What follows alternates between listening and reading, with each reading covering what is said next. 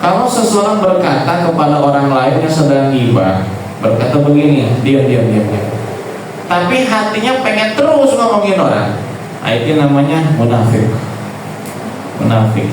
Lagi asik-asik ngomongin orangnya, udah ngaji kemarin, nggak boleh, haram, udah. Tapi hatimu tetap kepengen, nah, itu munafik.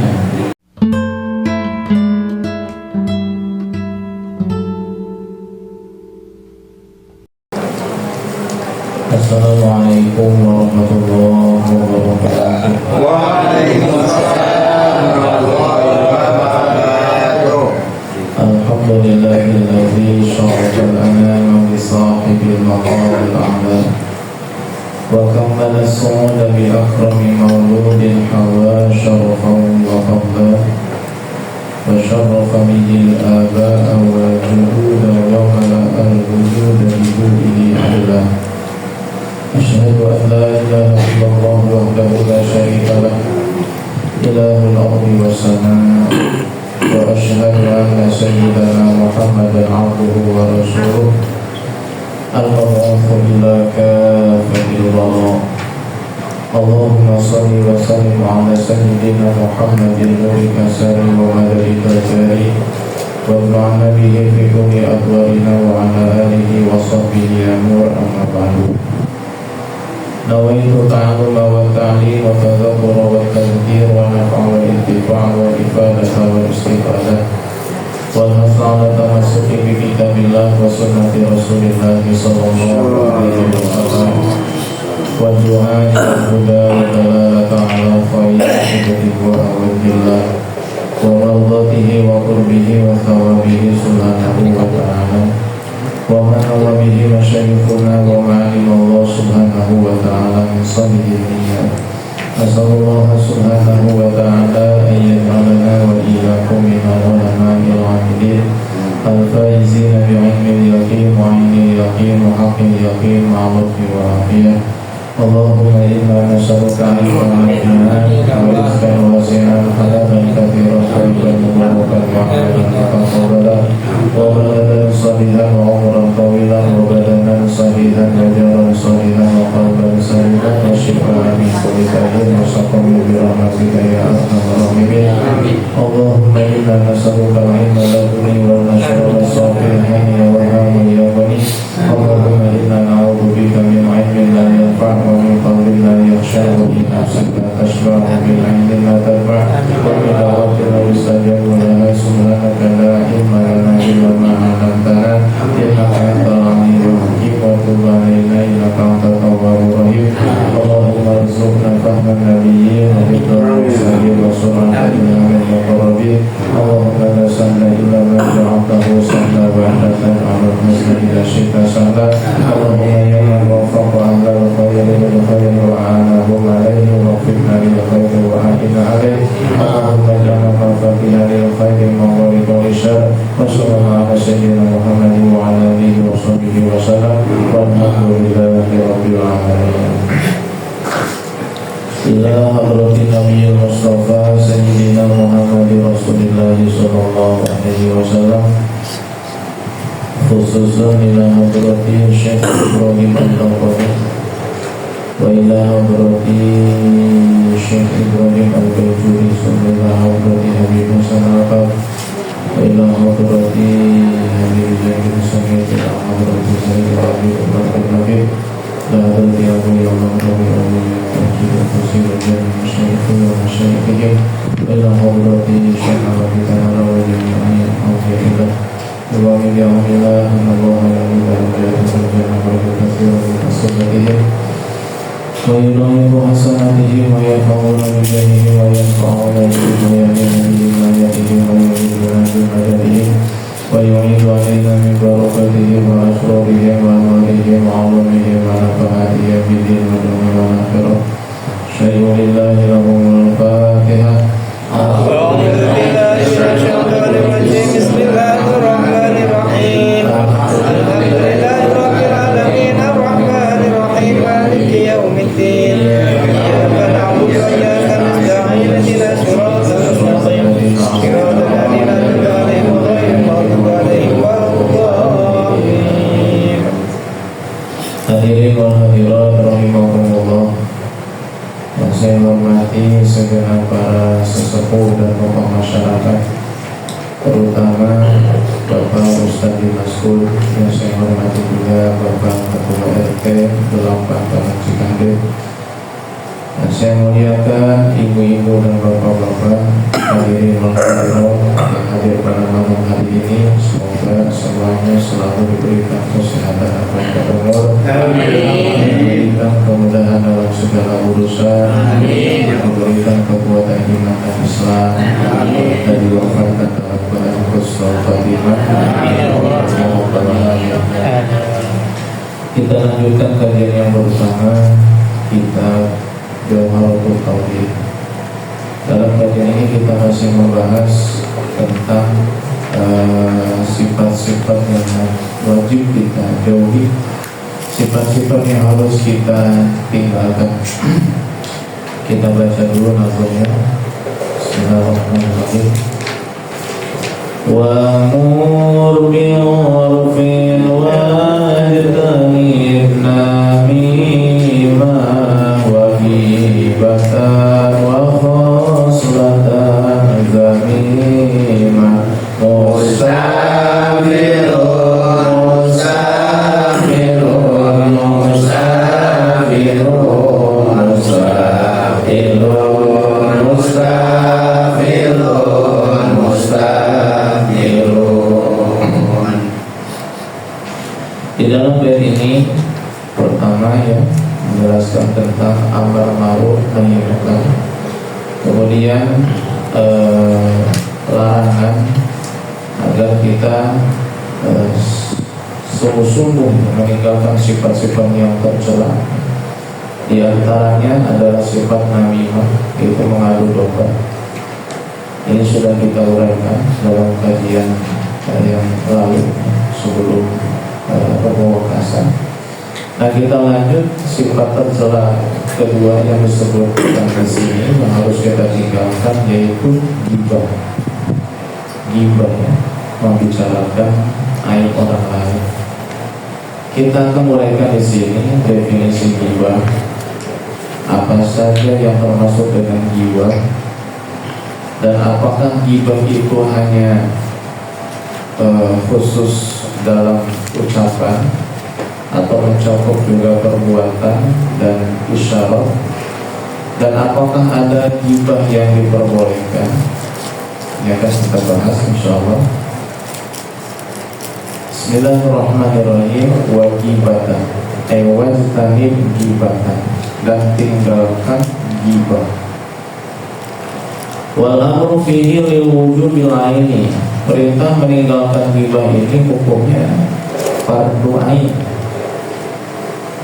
Setiap individu harus meninggalkan ghibah, baik laki-laki ataupun perempuan, tua ataupun muda, secara individu masing-masing ya, harus meninggalkan ghibah. Nah, apa definisi ghibah? Ghibah itu ya adalah zikruka akhaka bima yakrahu walau bima fihi walau bihuduri.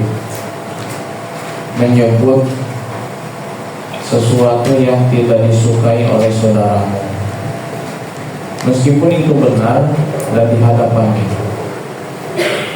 Ya, menyebut sesuatu yang tidak disukai oleh saudaramu, meskipun itu benar dan di hadapannya. Itu ghibah. Jadi ghibah itu tidak mesti orang yang kita omongin yang gak ada.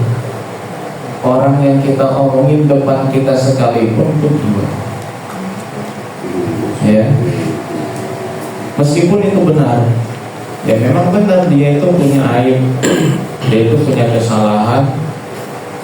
Memang betul sesuatu yang kita bicarakan ini ada pada dirinya. Ya, kan ada orang ngomong begini, ini bukan ngomongin benar ini, emang dia kayak begitu, memang gak ada ini benar ini. Justru itu gimana? Bilang-bilang.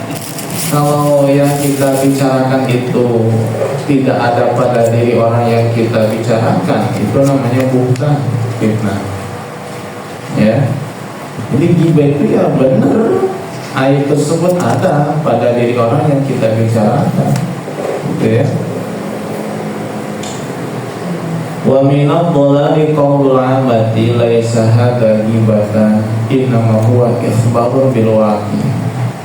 Termasuk sesuatu yang sesat adalah ucapan sebagian orang-orang awam. Ini ngomongnya, ini mah bukan ghibah, saya mau bilang apa adanya. Ini dibahas di sini dalam syarahnya itu. Termasuk minal dhalal, termasuk kesesatan, dan bukan cuma haram ya. Farubbama jarrahu dzalika li kufril istiqlal. Ucapan yang semacam tadi itu malah bisa menarik kepada kemurtadan. Kenapa? Karena dia menghalalkan ghibah kan? Ya, ghibah kan haram. Dan haramnya ghibah ini kan sudah disepakati oleh para ulama. Nanti ayatnya kita bacakan, hadisnya kita bacakan nanti. Berarti ghibah ini termasuk hal yang haram yang disepakati oleh ulama, yang ijma berdasarkan hadis dan Quran yang jelas, yang nyata. Lalu ada orang ngomong begini, ini mah bukan ghibah, ini mah fakta, beneran ini mah. Berarti seolah-olah dia menghalalkan ghibah. Sedangkan ghibah itu haram. Ini khawatir bisa murtad gara-gara ngomong kayak begitu. Ya. Banyak saya ngomong kayak begitu tuh. Banyak. Jangan-jangan kita pelakunya gitu. Mungkin. Ya. Bentar Ustaz, ini bentar ini mau bukan ngomongnya ini mah faktanya begitu. Walaisatil ghibatu mukhtasatan bidzikri. Dan ghibah itu tidak khusus di dalam ucapan atau berupa ucapan. Tidak mesti berupa ucapan ghibah itu. Bal dhabituha kullu ma afhamta bihi ghayraka nuqsana muslimin bilafzika aw kitabatika aw asyarta ilaihi bi'ainika aw yadika aw rusika aw nahidika. Patokan daripada ghibah itu adalah segala sesuatu yang kita lakukan dan dipahami oleh orang lain bahwa kita merendahkan seorang muslim. Ini patokan ghibah. Jadi nggak mesti ghibah itu berupa ucapan. Pokoknya setiap perilaku, kalau kita bilang perilaku kan bisa ucapan, bisa isyarat, bisa tindakan, bisa gerakan tubuh, bisa gestur wajah dan sebagainya. Perilaku kita ini dipahami oleh orang lain bahwa kita ini merendahkan seorang muslim, baik dengan ucapan, tulisan, isyarat mata, tangan atau kepala. Ini ghibah. Ya. Ada orang lewat yang kemarin tuh kan gak ngomong nama, gak nyebut nama, tapi yang kemarin tuh, itu ghibah sama itu.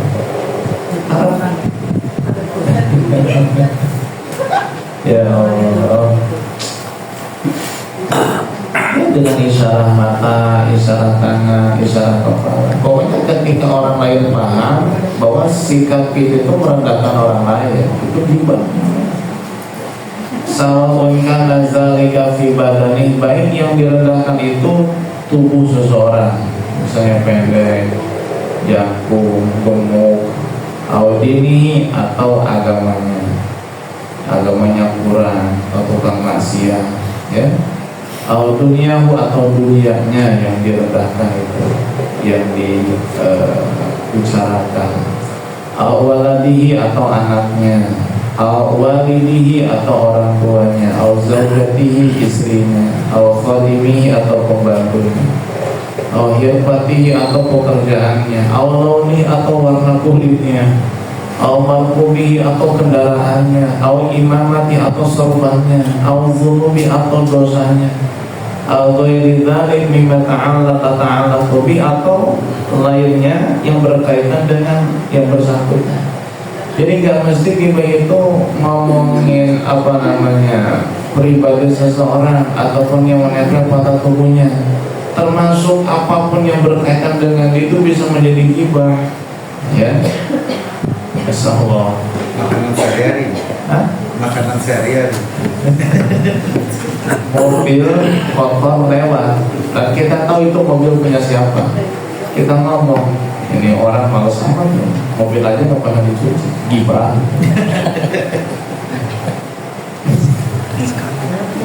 Ghibah semua ini. Ya Allah. Artinya pelit banget, itu gibah juga. Ghibah sama. Pokoknya sesuatu yang tidak disukai oleh seseorang lalu kita menyebutnya, ya. Orang kan karena hanya kita bicara sepele, mobilnya kotor amat, kan ada yang tersinggung itu orang itu. Nah, ya, nomor segitu doang tuh, ya. Itu kan sampingnya nggak ganti-ganti, itu ghibah juga sama, ya. Masya Allah. Ya, Atau istrinya begitu, dia mau undangan kok kayak begitu ya.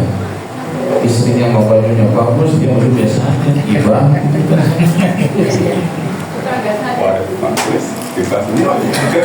Suaminya kurus, istrinya gemuk, ya Gibah. gibah juga. Karena orang itu kalau ngedengar apa yang kita ucapkan pasti marah. Ya minimal hatinya tersinggung lah, meskipun nggak ngomong juga. Kendaraannya, sorban, sampai sorban juga sama. Ustaz berarti ini merasa tentang sorbannya nggak lagi gak.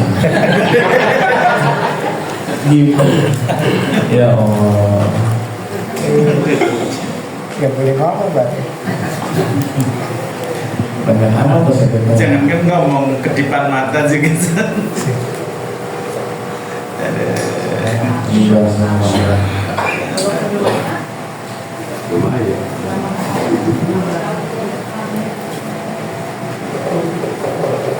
Kalau bahasanya dibalik boleh kan? Boleh. Gimana tuh? Kalau misal kotor, kita kurang bersih, itu kan Sama aja. kan nggak jengkel kali orangnya itu. Sama aja. Gibah. Kan yang bikin orang lain Iya. nggak senang. Ya senang. Tersinggung. Waqadiyatu dzalika annaka idza zakarta syakhsan ta'rifuhu anta duna mukhatabi la yakunu ghibatan. Nah, kalau kita membicarakan seseorang tapi orang yang kita ajak berbicara dia nggak tahu siapa orang yang kita sedang bicarakan, itu tidak ghibah. Ya. Karena kan saya sering juga menyampaikannya, saya ngasih pelajaran lah begitu ya. Ada seseorang begini, sekarang begitu orangnya alhamdulillah sekarang tobat tapi balik lagi ke perbuatan maksiat. Ini yang saya amalkan hadirkan nggak tahu saya. Hanya buat belajar itu boleh nggak apa-apa. Ya. Jadi kalau yang kita omongin kemudian si lawan bicara kita itu nggak tahu maksud kita ini siapa, itu nggak termasuk ghibah. Itu kalau paham yang sedang kita bicarakan ini siapa orang.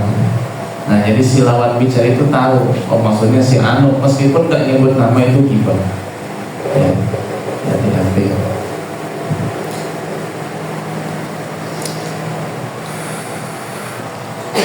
Wa qad akhadha bihi jam'un wa qalu lagi batafil kafiri. Nah, bagaimana kalau orang kafir? Apakah kita juga berdosa membicarakan aibnya? Ya. Misalnya kita punya tetangga non muslim, kemudian dia memelihara binatang yang najis, kita omongin, ya orang nggak punya sifat toleransi, menghargai, udah tahu hidup di lingkungan muslim, tapi kok biara kayak begitu dilepas keluar, itu kan ngomongin tidak tuh. Nah, apakah ngomongin non muslim itu boleh atau sama hukumnya dilarang? Jadi dikatakan di sini bahwa banyak dari para ulama mengatakan bahwa orang kafir itu nggak apa-apa digibahin. Ini ya. Jadi banyak para ulama yang mengatakan bahwa lagi batas fil kafir, tidak ada gibah di dalam orang kafir. Maksudnya membicarakan aib orang kafir nggak apa-apa. Ya, tapi jangan nggak apa-apa tiap hari ngomongin kafir apa ya. Ini pendapat sekelompok ulama. Namun pendapat yang lebih kuat ya ini dirincikan. Ingkana harbiyan fala ghibata fi. Kalau kafirnya harbi itu nggak apa-apa digibahin. Kafir yang memusuhi memerangi umat Islam kayak Yahudi Israel itu nggak apa-apa kita gibahin ya. Tapi kalau kafirnya zimmi wa ingkana zimiyan hurimat ghibatu. Kalau kafir zimmi nggak boleh digibah. Dan status non muslim atau kafir di negara kita kan sudah saya sampaikan ya. Ini kan nggak termasuk kafir zimmi. Sebab kafir zimmi itu kan kafir yang tinggal di negara Islam dan setiap tahunnya membayar upeti, membayar jizyah. Sedangkan kafir yang ada di Indonesia itu bukan kafir zimmi karena tiap tahun tidak bayar jizyah, tidak bayar upeti kepada pemerintah Islam. Kalau pajak itu berbeda, karena pajak itu kita juga bayar, ya. Status kita dengan mereka sama warga negara. Mereka bukan kafir musta'man, bukan mu'ahad, ya, bukan kafir zimmi, ya. Mereka ya kafir harbi sebetulnya. Cuman kenapa kita tidak boleh memerangi mereka? Karena mereka tidak jahat kepada kita. Dan memang status mereka dengan kita dalam hukum negara itu sama ya, warga negara Indonesia. Jadi ya nggak apa-apa lah ngomongin kafir nggak apa-apa, kan jangan keseringan aja. Karena begini konsekuensinya, ulama yang mengatakan boleh itu ya karena kita melihat nanti ada hadis di depannya. Kalau kita menggibah seseorang, maka kebaikan kita, pahala ibadah kita akan ditransfer ke pahala tersebut. Nah kalau yang kita omonginnya muslim, ini kan pas, nyambung. Kenapa? Karena orang Islam kan ada catatan pahala. Tapi kalau yang diomongin ini orang kafir, ya orang kafir, jelas. Lalu kita setelah membicarakan atau ketika membicarakan aibnya Allah transfer pahala kita kepada kan nggak nyambung. Lantas apa kan nggak ada catatan pahala, begitu. Ya. Ini salah satu argumentasi ulama yang mengatakan tidak ada larangan ghibah. Ya. Kalau yang dibicarakan adalah orang kafir.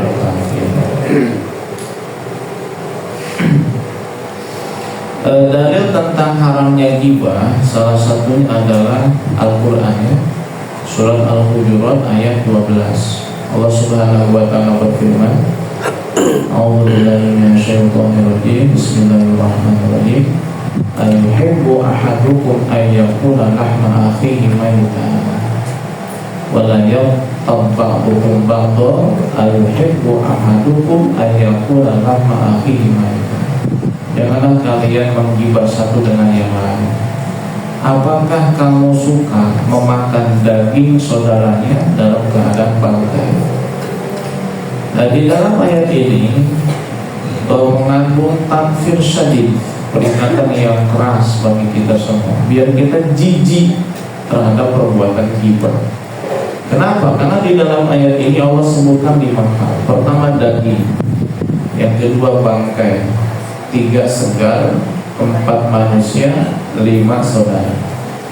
Mau gak makan daging manusia, saudaramu sendiri dalam keadaan mentah dan bangkai? Kan gak mau. Tapi itulah ghibah. Saat kita membicarakan menggibah seseorang, hakikatnya kita sedang memakan daging saudara kita sendiri dalam keadaan mentah-mentah. Itu sangat menjijikkan, ya. Makanya kalau kita ingat dengan ayat ini, insya Allah ya, kita akan meminimalisir agar tidak membicarakan orang lain. Untuk 100% mungkin pertama-tama sulit ya, tapi kita kurangi. Yang biasa ngomongin orang sehari 10 kali, kurangi jadi 5. Nanti dapat sebulan kurangi 2 aja. Dapat sebulan lagi kurangi 1. Dapat seminggu balik lagi 10 lagi. Habis. Kemudian di dalam Sunan Abi Daud ya, hadis yang menceritakan tentang haramnya ghibah. Hadis yang diriwayatkan oleh Imam Abi Dawud di dalam Sunan Abi Dawud dan Imam Tirmidzi di dalam Sunan Tirmidzi. Yang dua periwayat hadis ini menyebutkan hadis ini sanadnya nyambung kepada Siti Aisyah radhiyallahu anha. Qala, berkata Siti Aisyah, qultu lin Nabi sallallahu alaihi wasallam, aku berkata kepada Nabi sallallahu alaihi wasallam, hasbuka min Safiyah, kata Siti Aisyah kepada Nabi, sudahlah ya Rasulullah, Safiyah ini begini dan begitu. Jadi Aisyah ngomongin Safiyah. Siapa Safiyah? Istri Nabi. Berarti Siti Aisyah cemburu dengan Safiyah. Makanya kata Siti Aisyah, sudahlah ya Rasulullah, Safiyah itu begini dan begitu. Maksudnya apa begini dan begitu? Ayat qasiratan, pendek. Jadi Siti Safiyah itu tidak terlalu tinggi, qasirah. Ya, kalau kita bilang pendek kurang sopan ya. Tidak tinggi lah begitu. Tidak tinggi. Jadi Siti Aisyah berbicara begitu di hadapan Nabi SAW, membicarakan bahwa Safiyah itu tidak tinggi, ya. Apa namanya tidak tinggi itu? Pendek, ya. Di bawah standar tingginya itu. Nabi kemudian mengatakan kepada Siti Aisyah sebuah ucapan yang menjadi dasar haramnya daripada ghibah. Apa kata Nabi? Laqad qulti kalimatan law musijat bima'il bahri lamazajathu. Sungguh engkau telah mengatakan sebuah ucapan yang jika ucapan ini dicampur dengan air laut, niscaya air laut itu akan menjadi busuk dan bau.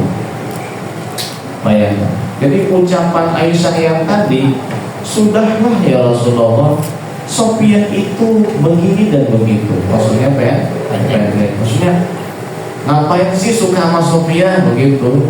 Cantik dari mananya? Kalau pakai bahasa vulgarnya begitu mungkin ya. Tapi ini bahasa Arab apa begitu ya. Jadi meskipun singkat tapi mengandung makna. Kalau dijelaskan dengan bahasa kita mungkin, ngapain sih suka sama Safiyah? Ngapain sih cinta sama Safiyah? Safiyah itu gak tinggi, Safiyah itu pendek.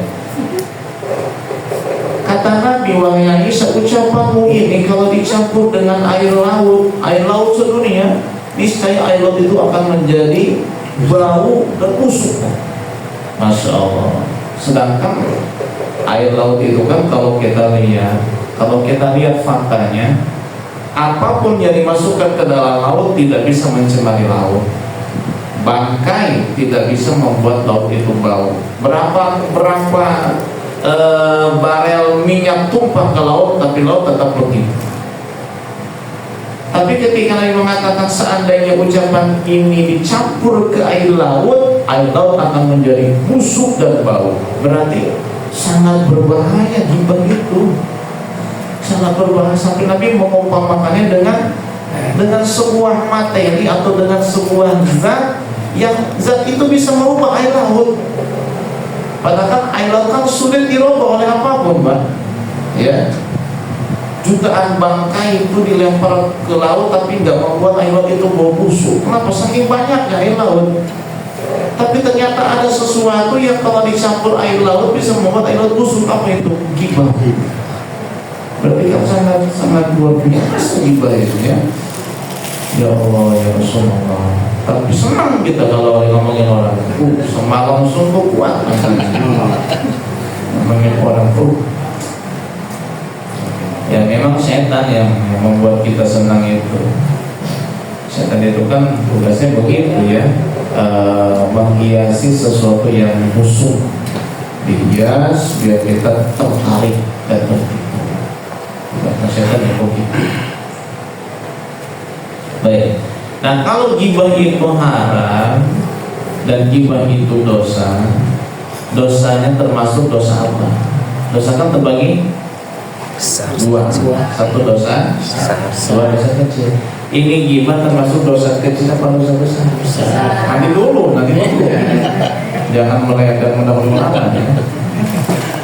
Wa qad ikhtalafa ulama'u fi martabatiha min at-tahrim. Ulama berbeda pendapat tentang kedudukan haram daripada dosa ghibah ini.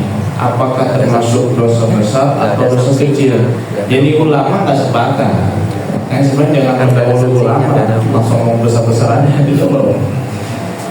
Faqal Qurtubi min al-Malikiyah, Imam Qurtubi dari kalangan ulama Malikiyah, dia mengatakan innaha kabiratun bila khilafin yakni fil madhabi, bahwasanya ghibah itu dosa besar tanpa perbedaan pendapat ulama. Maksudnya tanpa perbedaan pendapat ulama di dalam mazhab Maliki, maksudnya begitu.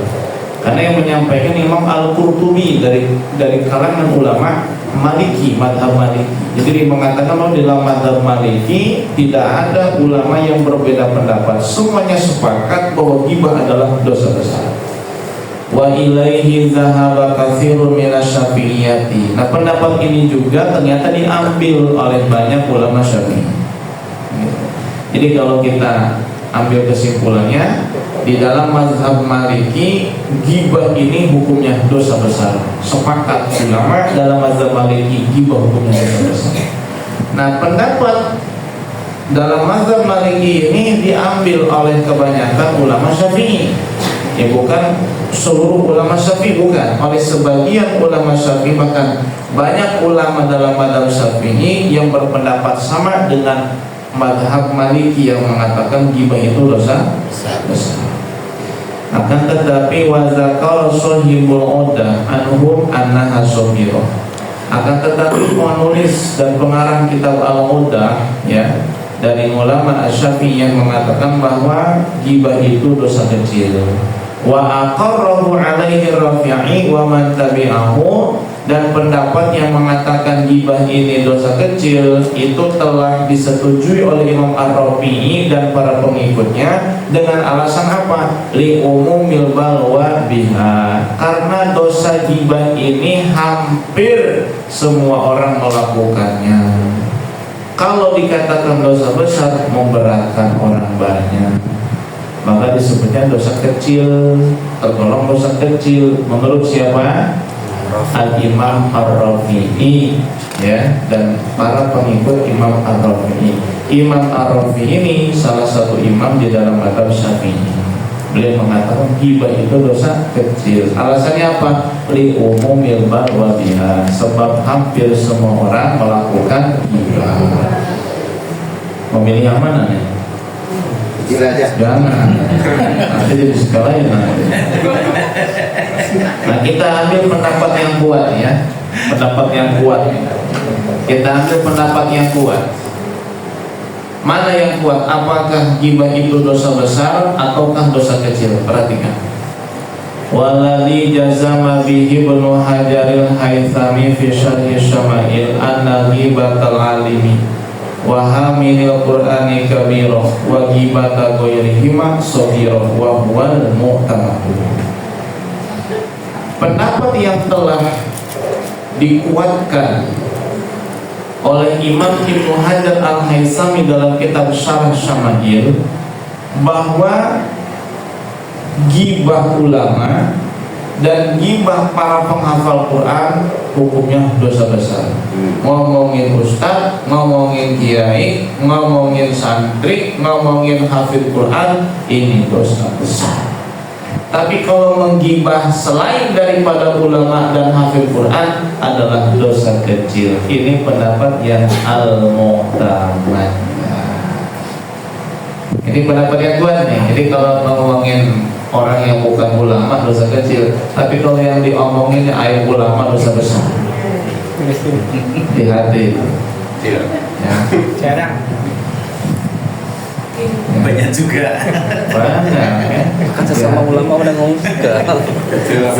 saling mengumpat ulama sama ulama banyak. Ustaz, bagaimana kalau cuma mendengar saya tidak gibah, saya nggak ikut ngomong, cuma dengerin aja. Apakah hukumnya sama? Wa kama yahrumu 'alal mughtabi dzikrul ghibati yahrumu 'alal sami'i istima'uha wa iqraruha. Sebagaimana diharamkan kepada seseorang yang gibah mengucapkan ucapan gibah, diharamkan juga kepada orang yang mendengar menyimaknya. Ini sama, kita juga nggak boleh dengerin orang yang sedang menggibah, nggak boleh. Ya, jangan alasan begini, saya emang nggak ikut-ikutan Ustaz, dengerin doang, sama aja. Nah, terus bagaimana sikap kita yang mendengar orang yang sedang gibah? Fayajibu ala kulli man sami'a insanan yazkuru gibatan muharramatan ayanhahu illam yakhaf dhahira. Wajib kepada setiap orang yang mendengar seseorang yang sedang gibah, melakukan gibah yang diharamkan. Sebab nanti ada gibah yang diperbolehkan, itu ada 6 ya. Ada 6 gibah yang diperbolehkan. Siapapun orang yang mendengar seseorang yang sedang berkata atau berbicara atau berbuat gibah yang diharamkan, wajib kepada yang mendengar itu untuk melarangnya, mencegahnya. Kalau tidak takut bahaya yang nampak terjadi pada dirinya. Jadi kalau dinasehati dilarang, malah kita yang dihubung, yang dipukulin, yang di ini, jangan, berarti kan bahaya sama diri kita sendiri. Begitu. Dikatakan dalam hadis Nabi, man radda ghibata muslimin raddallahu an wajhihi nar yaumil qiyamah. Siapa yang menolong seorang muslim yang sedang digibahi, maka Allah akan memberi pertolongan dia agar dibebaskan dari api neraka pada hari kiamat. Fa illam yastati bil yadi wala bil lisani faraqat dalikal majlisa. Kalau tidak mampu melarang seseorang yang sedang gibah dari bergibah, tidak mampu melarangnya dengan kekuatan, dengan ucapan, maka wajib meninggalkan tempat itu. Jadi kalau kita kayaknya masih nasihat nggak mungkin, nanti takut dikira so suci, so alim, ya. Banyak kayak begitu tuh, dinasihati malah ngomongnya, lah jangan so alim kamu nasihati saya. Banyak kayak begitu tuh, ya, jangan munafik jadi orang sok nasihatin orang, kamu aja belum benar. Ada kayak begitu ya? Banyak. Aduh ya Allah. Saya. Jangan gibah itu nanti.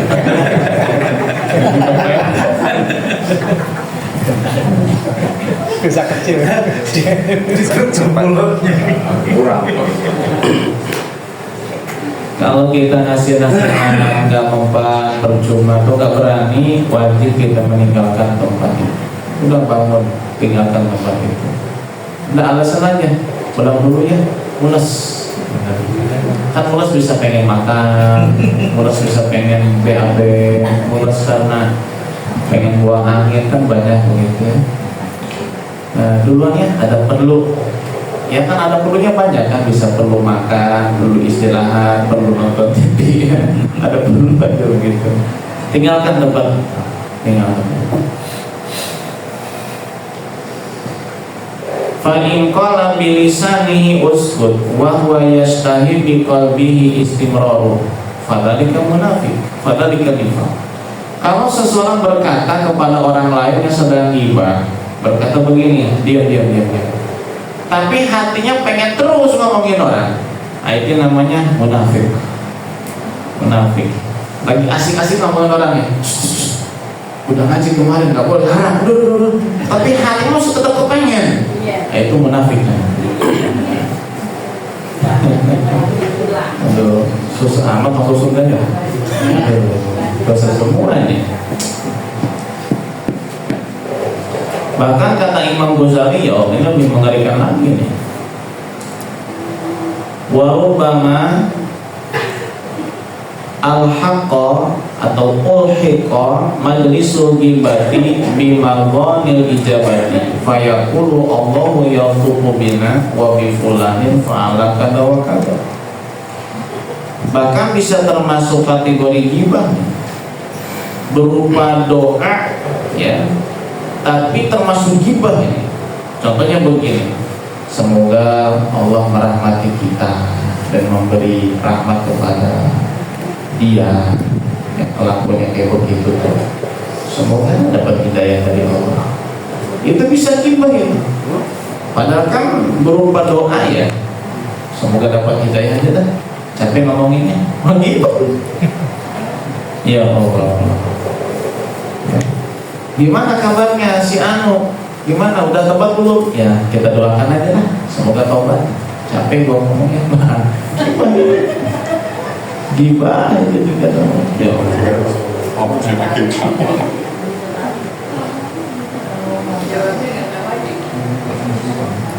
Walam annal ulama adzakaru annal ghibata tubahu fi ahwalin lil maslahati bal wa rubba wajabat. Para ulama mengatakan bahwa ghibah itu ada kalanya diperbolehkan jika ada kemaslahatan, bahkan bisa menjadi wajib dalam satu keadaan. Dikatakan bahwa ada 6 ya, ada 6 diperbolehkan kita melakukan ghibah. Nah, kasus atau masalah. Yang pertama adalah at-tadhallum.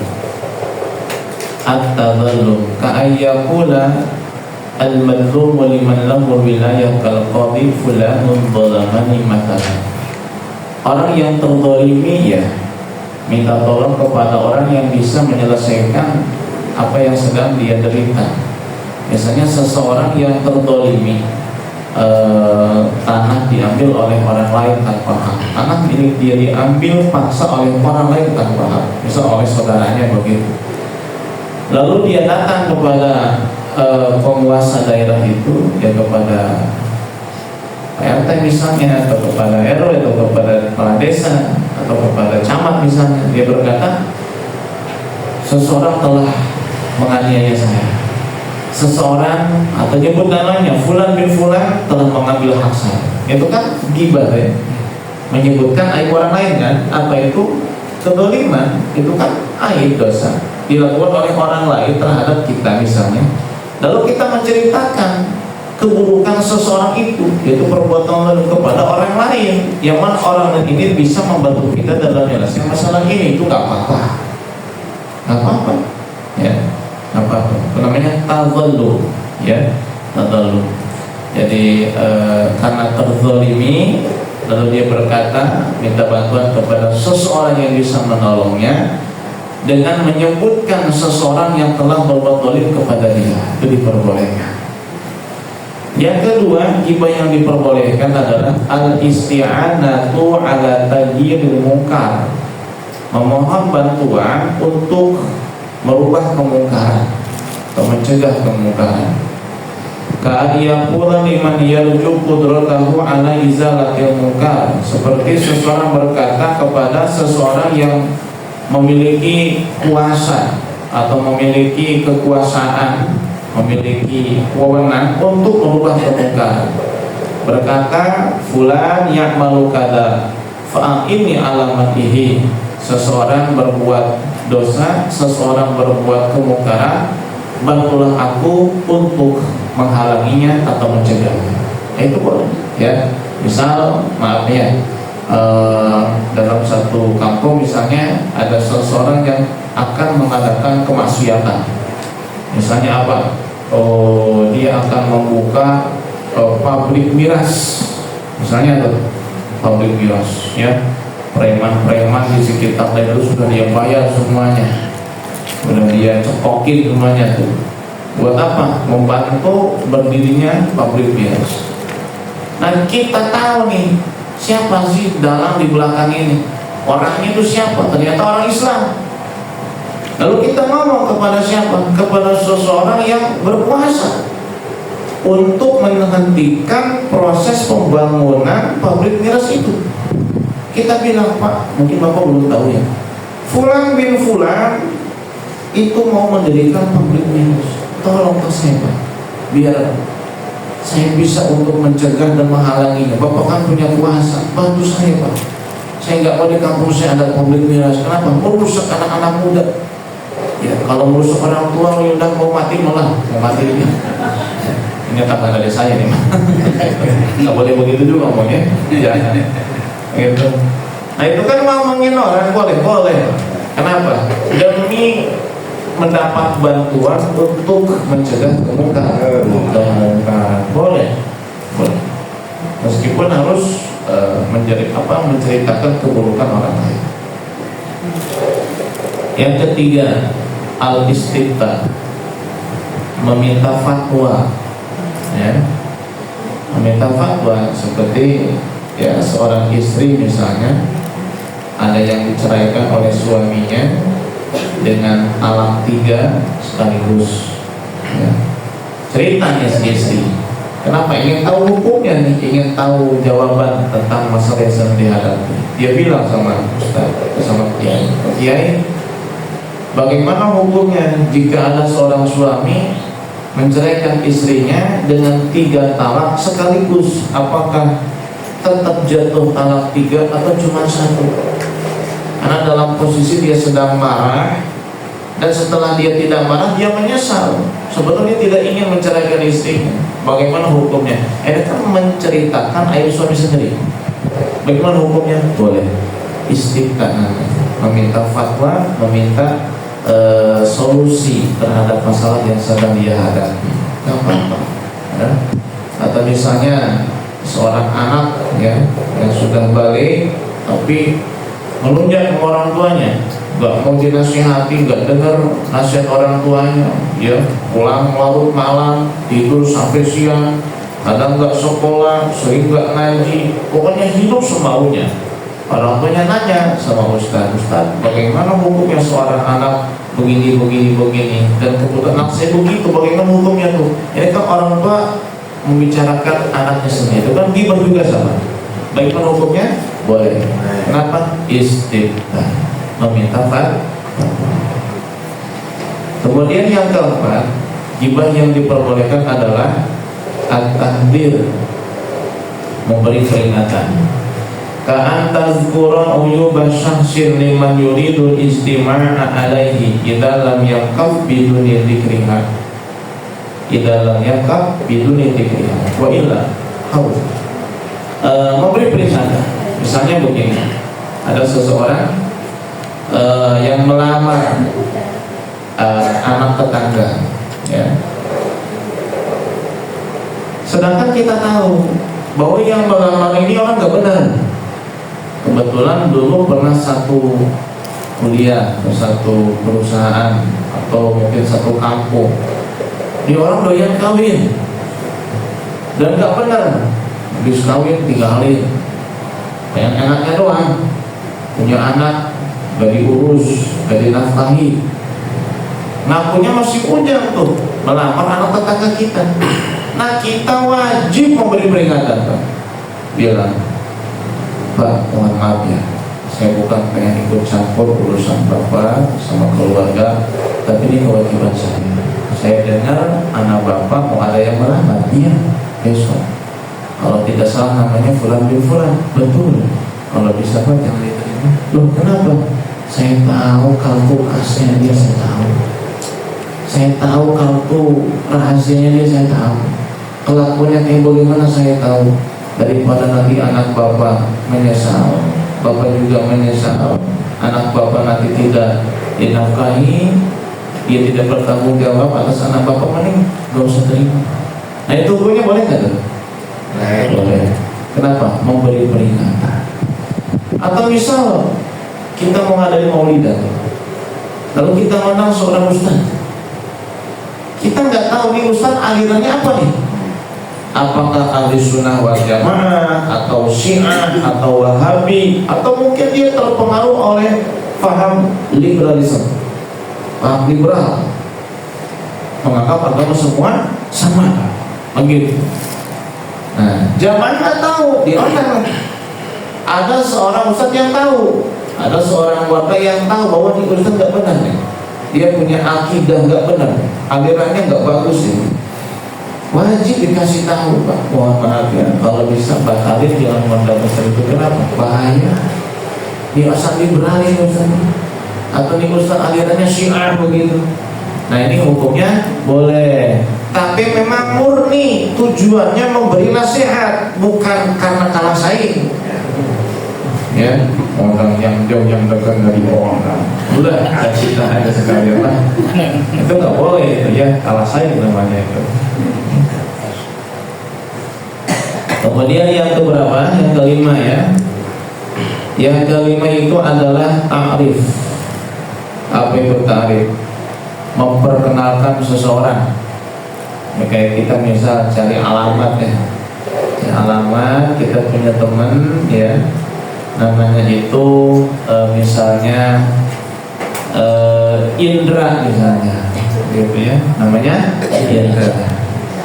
Kita tahu kampungnya, tapi nggak tahu RT-nya, RW-nya berapa, nggak tahu. Kampungnya kita tahu, ternyata itu nama kampung, nama kecamatan kayak Jayanti. Jadi kan nama kampung, nama Kampung Jayanti ada, kecamatan Jayanti itu juga. Saya tahu dia itu orang Jayanti, tapi ternyata Jayanti itu nama kecamatan. Waduh, kan mencakup berapa kelurahan itu. Ya nanya, Pak, kenalnya sama Pak Indra. Dan Indra yang mana nih ya? Ada Indra yang pedol, ada Indra yang keriting, ada Indra yang gondrong, Indra botak, Indra hitam, Indra bopek, Indra mana nih? Ada Indra Ustaz, ada. Indra yang mana? Waduh, nanti saya tanya teman saya dulu yang lain. Ini Indra yang mana ya? Teman kita, oh itu Indra Bopeng. Nah, kita bilang Indra Bopeng Pak. Oh Indra Bopeng di sana rumahnya. Itu kan nyebut aib bukan? Aib, yang boleh nggak tuh? Boleh sebetulnya. Kan tak boleh ya.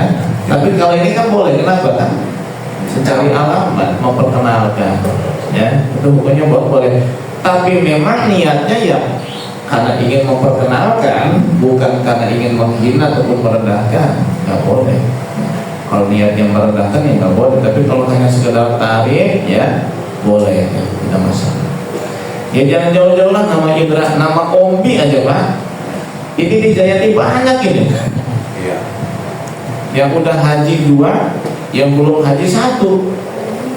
Ini Ombi yang mana ini? Oh yang suka ayat Taman Cilok, Ustaz Romli, benar jodoh pun nanti. Ya, karena pernah datang 2 orang ke rumah saya salah sasaran. Yang satu ingin narik motor dan kolektor. Udah nungguin depan rumah orang tua saya. Pas saya keluar dia bilang, ibu kan ini orangnya katanya. Saya memang punya kreditan motor saya emang. Yang kedua mah itu material datang ke rumah, palon segala macam apa. Atas sama jawab iya, tapi saya nggak masak ini. Mungkin ada yang lain mungkin. Itu nggak apa-apa nyebutin aibnya ya. Oh yang bewok itu Pak, oh itu ya. Yang bewok berarti Haji Romli itu ya. Yang keenam, ayatuna mujahiron bifiski, membicarakan aib orang fasik yang terang-terangan berbuat maksiatnya. Itu nggak apa-apa. Ada orang yang terang-terangan mabuk pinggir jalan, kita omongin nggak apa-apa ya. Pokoknya kalau orang yang berbuat maksiat yang terang-terangan semuanya pada tahu, itu boleh kita membicarakan. Boleh. Atau misalnya ada maaf ya orang yang pekerjaannya itu rentenir ya, suka meminjamkan uang kepada orang lain tapi dengan pengembalian ada bunganya. Semuanya pada tahu dia rentenir. Kalau kita ngomong, ini datang, itu nggak apa-apa. Ya. Kenapa? Karena itu pasif dan dia terang-terangan berbuat pasifnya.